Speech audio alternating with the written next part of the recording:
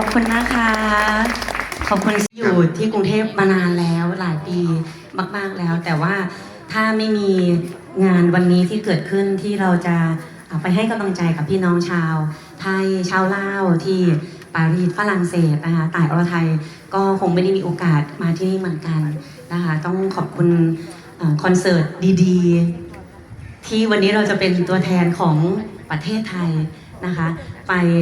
นำเสนอวัฒนธรรมในมุมของต่ายคือเราก็ไม่รู้ว่าในฐานะของศิลปินเราจะช่วยกันอนุรักษ์ได้มากน้อยแค่ไหนนะคะแต่ในฐานะของศิลปินแกรมมี่ที่เป็นนักร้องมา 20 กว่าปีนะคะในรูปแบบการโชว์ถ้าหลายๆท่านได้ติดตามก็จะเห็นว่าต่อให้ผ่านไป 20 กว่าปีแล้วแต่ต่ายอรไทยก็ยังคง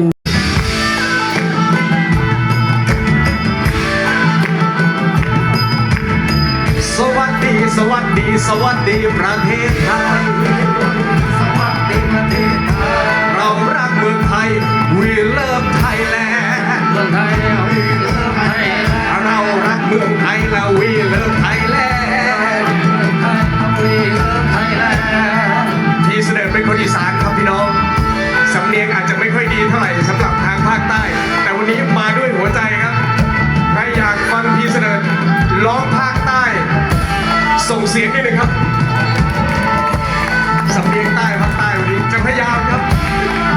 วันนี้มีคนภูเก็ตอยู่แถวนี้เยอะด้วยนึกถึงภาคใต้นึกถึงนางรุ่งโนราภาคใต้นึกถึงโนราหาดทรายงามตาทะเลสวยน้ำใสทะเลสวยน้ำใสไอปลาสะตออาหารร้อยก็มากมายไอปลาพัดสะตออาหารร้อยก็มากมายมาเที่ยวเมืองไทยอย่าลืมภาคใต้บ้านเรามาเที่ยวเมืองไทยอย่าลืมภาคใต้บ้านเราเรามาเที่ยวเมืองไทยอย่าลืมภาคใต้บ้านเราจะพาน้องลงใต้ไปเที่ยวทะเลนั่งเรือลงเลดำดูปะการังที่จะพาน้องลงตอนดึกและทุกวันแล้วมานั่งชมจันทร์ด้วยกันสองคนแล้วพี่จะพาน้องไปแลนั่งลุงโนราเที่ยวงานชาติรักสืบสานประเพณีไปขอพรให้ใครสุขใจว่าเจดีขอให้สองเรานี้รักกันตลอดไปว่าอ๋อว่าอ๋อ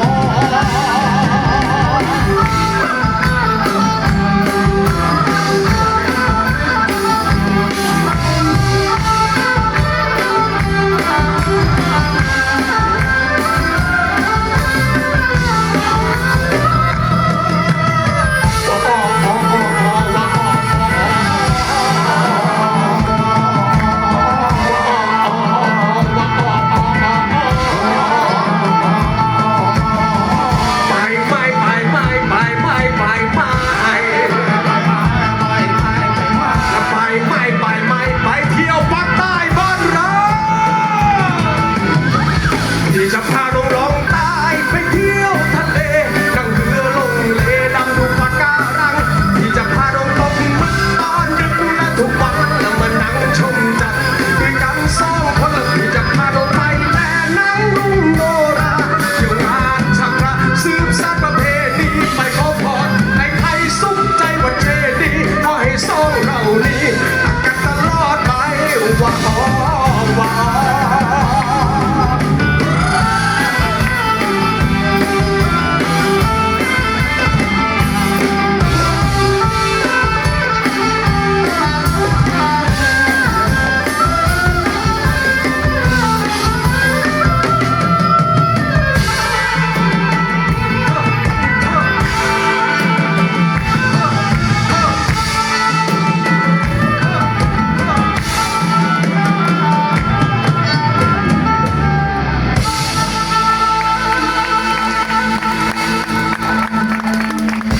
ไปรับลมหนาวที่เชียงใหม่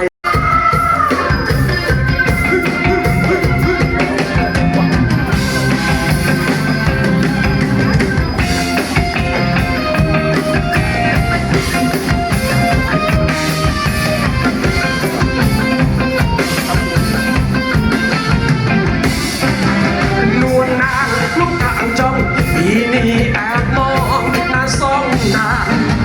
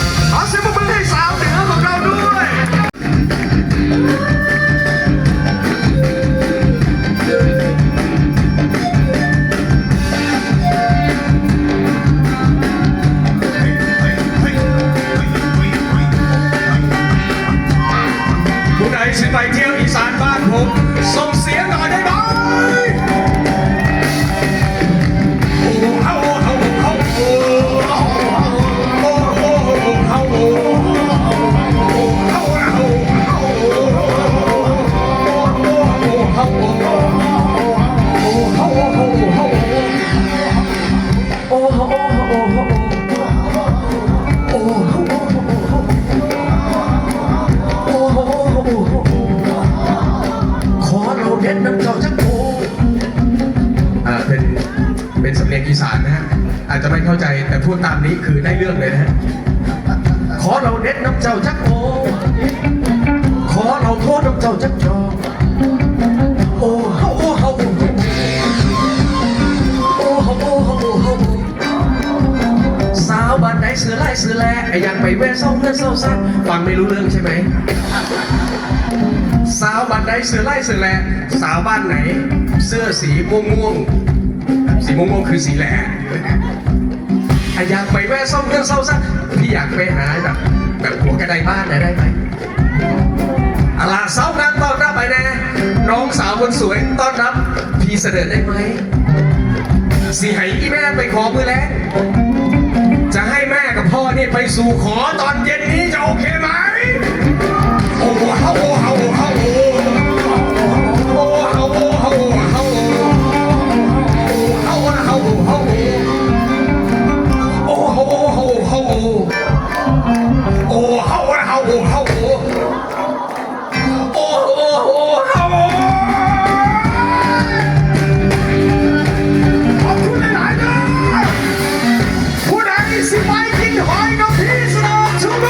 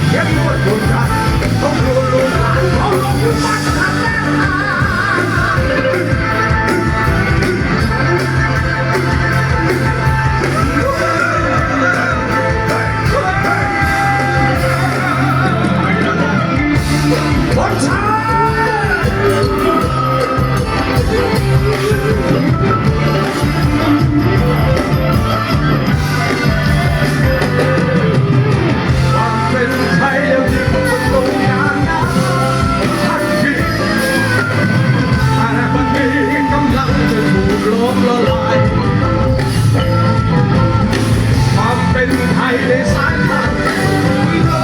นยาวไม่ได้มีโอกาสถึงลุกสลายเพราะนายคุณคือคงรักเป็นคงรักคือคงรักเป็นคนข้าอยู่เมืองนี้มีแค่ไทยกับลาวกินข้าวเจ้าคนเดียวมันนิดหน่อยน้อยใจในความเป็นไทยไม่รู้เมื่อไรคนไทยถึงจะรักคนไทยรัฐบาลน่าสงสารพวกงานทำงานยังสู้ความท้าไม่ไหวเอาแรงเอารบล้างล้างคนไทยทางไหนยังไงลูกหลานชาวบ้าน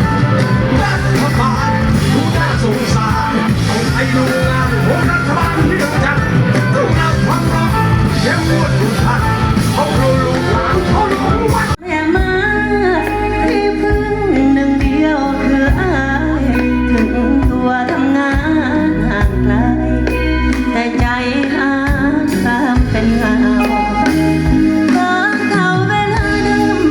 ช่วยตามเสียงให้ได้ยินเป็นวิตามินสร้างภูมิคุ้มกันความเหงาบ่ได้ฟังเสียงคือจังบ่ได้กินข้าว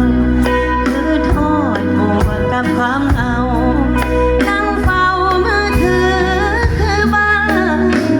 โทรหาในเด้อกดเบอร์ที่ใจเฝ้าใจมีผู้อยู่นำอยากให้ทำเป็นลืมเวลามีเรื่องอยากถามเก็บไว้นานยันใจอ่อนล้าเอาไว้บัดอายโทรหาค่อยปรึกษากันสองคน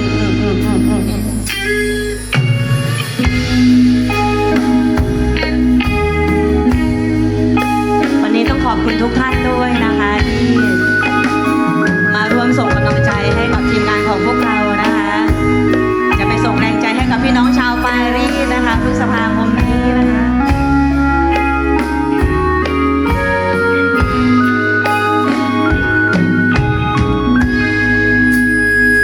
โทรหาแน่เด้อกดเบอร์ที่ใจเฝ้าจำมีผู้อยู่นำอย่าได้ทำเป็นลืมเวลา มีเรื่องอยากถามเก็บไว้นานยันใจอ่อนล้าเอาไว้บัดอายโทรหาค่อยปรึกษากันสองคน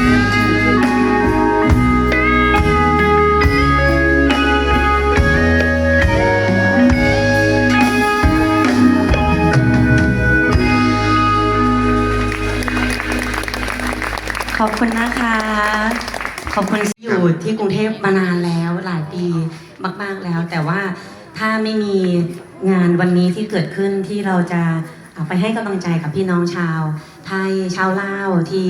ปารีสฝรั่งเศสนะคะต่ายอรไทยก็คงไม่ได้มีโอกาสมาที่นี่เหมือนกันนะคะต้องขอบคุณคอนเสิร์ตดีๆ ที่วันนี้เราจะเป็นตัวแทนของประเทศไทยนะคะไปนำเสนอวัฒนธรรมในมุมของตาย คือเราก็ไม่รู้ว่าในฐานะของศิลปินเราจะ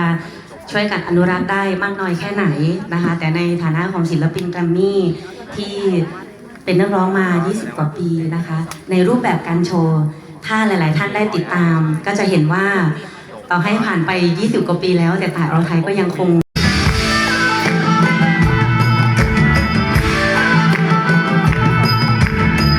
สวัสดี สวัสดี สวัสดีประเทศไทย สวัสดีประเทศไทย เรารักเมืองไทย We love Thailand เมืองไทย We love Thailand เรารักเมืองไทยแล้ว We love Thailand We love Thailand ที่เสนอเป็นคนอีสานครับพี่น้องสำเนียงอาจจะไม่ค่อยดีเท่าไหร่สำหรับทางภาคใต้ แต่วันนี้มาด้วยหัวใจครับใครอยากฟังพี่เสนอร้องภาคใต้ ส่งเสียงนิดนึงครับ